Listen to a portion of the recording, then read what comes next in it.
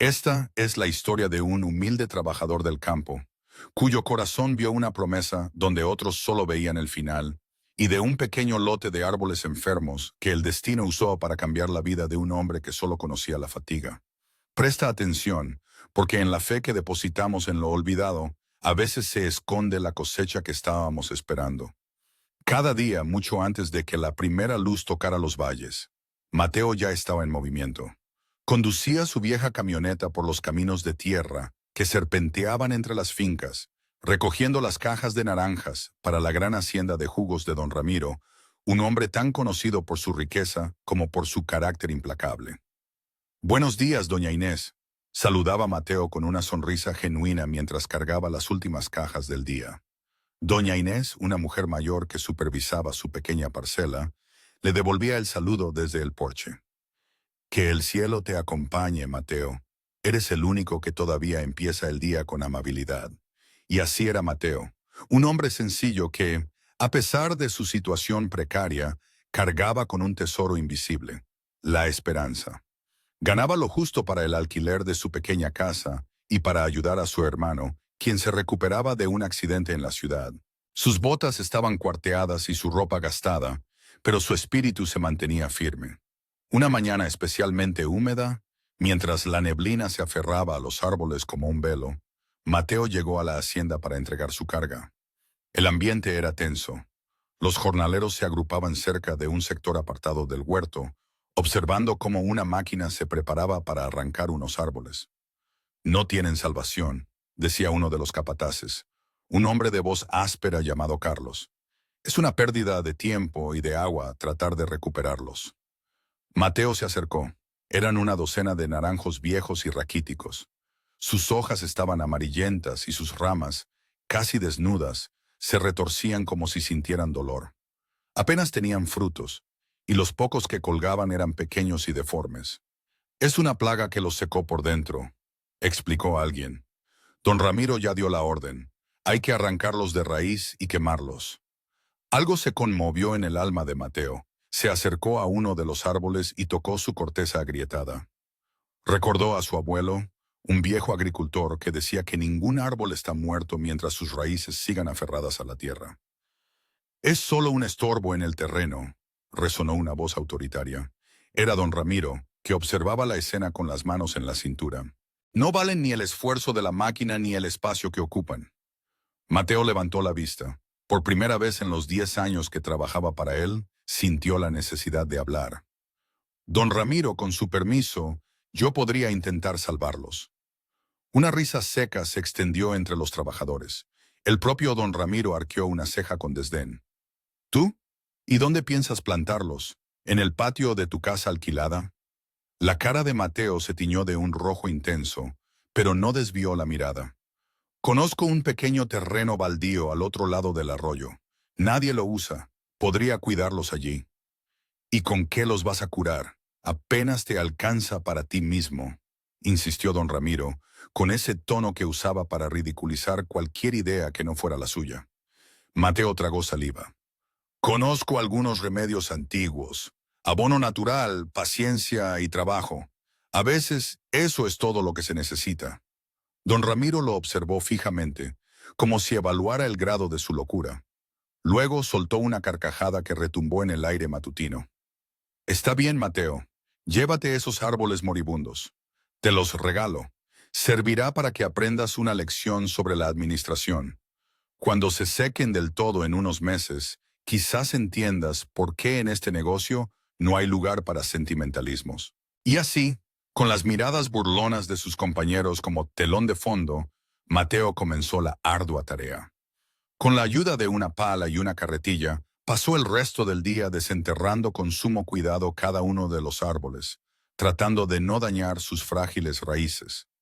Esa tarde, transportó los árboles en su vieja camioneta hasta el terreno abandonado. El lugar era apenas una franja de tierra olvidada, pero con acceso al agua del arroyo. Con el sudor cubriéndole la frente, cavó los hoyos y los plantó uno por uno. «Vamos, valientes», les susurraba mientras los regaba. «Aquí tendrán una nueva oportunidad». Esa noche, Mateo apenas durmió. La espalda le dolía, pero su corazón estaba lleno de un propósito renovado. Los días siguientes fueron un desafío. Se levantaba antes del amanecer para cuidar sus árboles antes de ir a su trabajo habitual. Preparaba abonos orgánicos, podaba las ramas secas y les hablaba como si pudieran entenderle. Don Ramiro lo veía pasar cada mañana y a veces le preguntaba con sorna: ¿Ya se te secó tu inversión, Mateo? No, señor, respondía él con calma y una chispa de convicción. Están empezando a brotar hojas nuevas. Para sorpresa de todos, con el paso de los meses, los árboles no solo sobrevivieron, sino que comenzaron a mostrar una lenta pero firme recuperación. El verde tímido de las nuevas hojas se hizo más intenso. El tronco parecía recuperar su vigor. Mateo los bautizó en su corazón como el renacer, porque eso era lo que representaban. Mateo, estás perdiendo tu tiempo, le dijo Julián, otro de los conductores, un día que lo vio mezclando un preparado para sus árboles. Gastas tu escaso descanso en algo que nunca te dará nada. Mateo sonrió mientras trabajaba. Quizás tengas razón, Julián, pero cuando miro estos árboles no veo un gasto, veo una promesa. Lo que Mateo no sabía es que su devoción estaba siendo observada. Una tarde, mientras regaba el pequeño huerto, una voz serena lo interrumpió. Así que estos son los famosos árboles que rescataste. Mateo se giró, sorprendido. Allí estaba don Elías, el anciano propietario de la mayor parte de las tierras de esa zona, un hombre respetado por todos en el pueblo. Mateo lo conocía solo de vista. Don Elías, qué sorpresa, dijo, secándose el sudor con el dorso de la mano. Sí, son ellos. El hombre se acercó, examinando los árboles con una mirada experta. He oído la historia. Todo el pueblo comenta cómo el chofer de Ramiro está intentando revivir un huerto condenado. Mateo se sintió un poco avergonzado. No es gran cosa, don Elías. Solo hago lo que mi corazón me dicta. Al contrario, respondió el anciano con seriedad. Es algo extraordinario.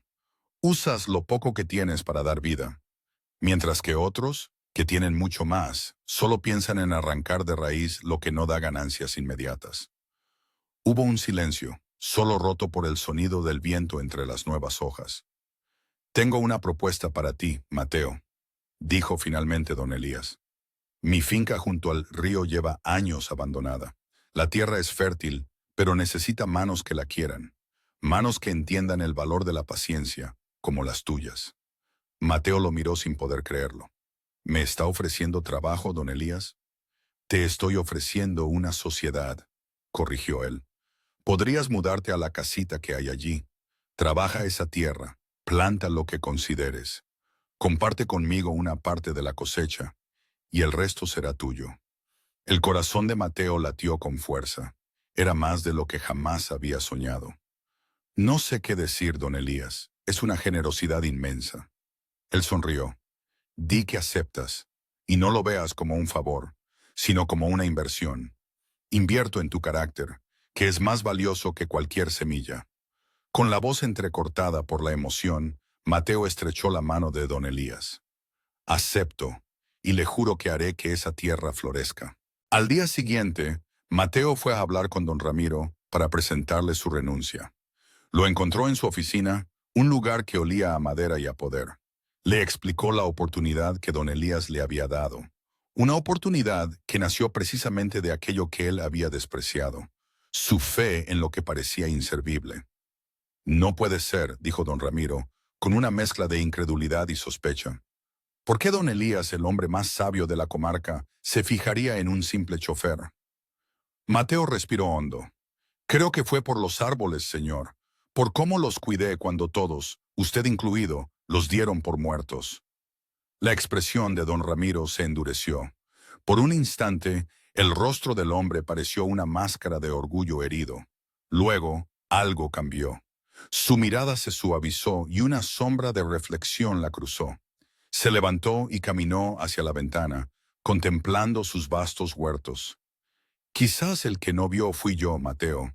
Estaba tan concentrado en los números, en la producción inmediata, que olvidé que la tierra tiene sus propios tiempos. Y la gente también. Se giró para mirarlo. Has sido un trabajador leal durante una década y nunca vi más allá de tu puesto. Para mí, siempre fuiste solo el que conducía la camioneta. Mateo se sintió conmovido por esa inesperada muestra de humildad. No guardo rencor, don Ramiro. Usted me dio trabajo cuando más lo necesitaba. Bien, asintió el hombre. Y ahora, antes de que te vayas, quiero darte algo. Abrió un cajón y sacó un sobre con dinero. Es para que empieces. Considéralo el pago por una lección que debía haber aprendido hace mucho tiempo. Con manos temblorosas, Mateo aceptó el sobre. Gracias, don Ramiro. Esto me ayudará más de lo que imagina. La vida de Mateo cambió por completo. La finca de don Elías era un paraíso olvidado. Con el dinero de don Ramiro y su propio esfuerzo, compró herramientas y semillas. Y por supuesto, trasplantó con sumo cuidado a sus 12 naranjos rescatados, dándoles el lugar de honor. Pasaron 2 años de trabajo incansable. La finca abandonada se transformó en un huerto próspero. Pero la verdadera sorpresa vino de los árboles de El Renacer. Crecieron fuertes y dieron una cosecha abundante. Sus naranjas no eran como las demás. Tenían una dulzura y un aroma únicos, de una variedad antigua que todos creían extinguida. Mateo comenzó a producir un jugo artesanal que vendía en el mercado del pueblo. El sabor era tan extraordinario que pronto su fama se extendió. El jugo de Mateo es diferente, decía la gente. Sabe a sol y a paciencia. Su pequeño negocio creció. Contrató a otros trabajadores y su marca, Jugos El Renacer, se convirtió en sinónimo de calidad. Un día, un coche elegante se detuvo frente a su finca. Era don Ramiro. Su antiguo jefe había oído los rumores sobre el increíble jugo que estaba produciendo su antiguo empleado. «Es impresionante lo que has logrado, Mateo», dijo don Ramiro, mirando el huerto floreciente con una mezcla de admiración y nostalgia. «Todo empezó con esos árboles que usted ya no quería, don Ramiro», respondió Mateo con serenidad. El hombre asintió, aceptando la verdad con una humildad que Mateo nunca le había conocido. «He venido a hacerte una propuesta. Quiero comprarte injertos de esos árboles. Mis naranjas ya no tienen el mismo sabor. Necesito recuperar la calidad que perdí por buscar solo la cantidad. Y quisiera que me enseñaras tu método». Mateo sonrió. «Mi método es simple, don Ramiro. Trato cada árbol como un tesoro, porque lo es. No son solo activos que producen. Son seres vivos que nos regalan sus frutos». El rostro de don Ramiro reflejó una profunda comprensión. «Esa es la lección. Yo veía mi hacienda como una fábrica. Tú ves tu finca como un hogar». Esa tarde, los dos hombres, antes patrón y empleado, sellaron un acuerdo que los beneficiaría a ambos. Don Ramiro aprendería del cuidado y la paciencia de Mateo, y Mateo se beneficiaría de la experiencia comercial de don Ramiro.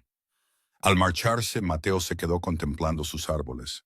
Su vida había dado un giro completo. Se acercó a uno de los viejos troncos y apoyó su mano en la corteza ahora sana y fuerte. «Todo empezó contigo, amigo mío, cuando elegí ver vida donde otros solo veían desecho».